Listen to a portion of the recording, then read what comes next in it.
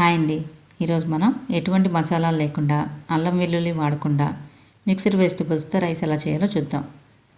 టమాటా పచ్చడి కాంబినేషన్తో ఈ రైస్ చాలా బాగుంటుందండి. ముందుగా దీనికోసం ఇలా వెజిటబుల్స్ని కట్ చేసి ఉంచుకోవాలి.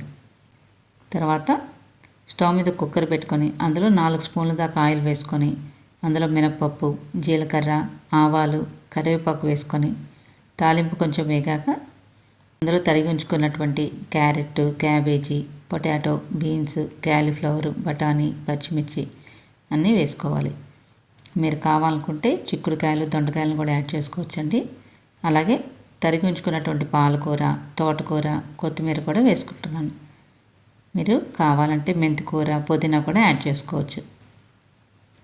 ఇదంతా కూడా ఒకసారి మిక్స్ చేసుకొని తగినంత సాల్ట్ వేసుకొని కుక్కర్ మూత పెట్టుకొని ఒక 5 నిమిషాల పాటు ఉడికించుకోవాలి.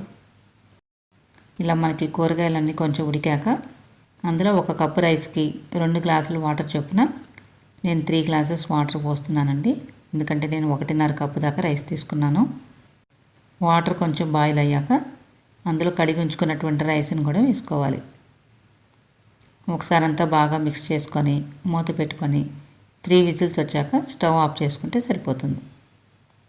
అంతేనండి, వేడివేడిగా మనకి వెజిటబుల్ రైస్ రెడీ అయిపోయింది.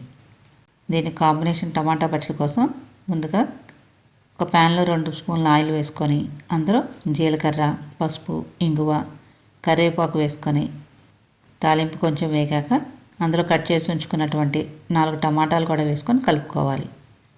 ఇందులోనే 6 పచ్చిమిర్చి, రుచికి సరిపడా ఉప్పు, 3 రెబ్బల చింతపండు, కొంచెం కొత్తిమీర వేసుకొని ఒకసారి బాగా కలుపుకున్నాక మూత పెట్టుకొని 6-7 నిమిషాల పాటు ఉడకనివ్వాలి. ఇలా పూర్తిగా టమాటాలు ఉడికిపోయాక స్టవ్ ఆఫ్ చేసుకొని కొంచెం చల్లారాక మిక్సీ జార్లో వేసుకొని కొంచెం కోర్సుగా గ్రైండ్ చేసుకోవాలి. ఫైనల్గా తాలింపు వేసుకుంటే సరి. అంతేనండి, మనకి వేడివేడిగా మిక్స్డ్ వెజిటబుల్ రైస్, టమాటా చట్నీ రెడీ అయిపోయింది. ఖచ్చితంగా మీరు కూడా ట్రై చేసి చూడండి.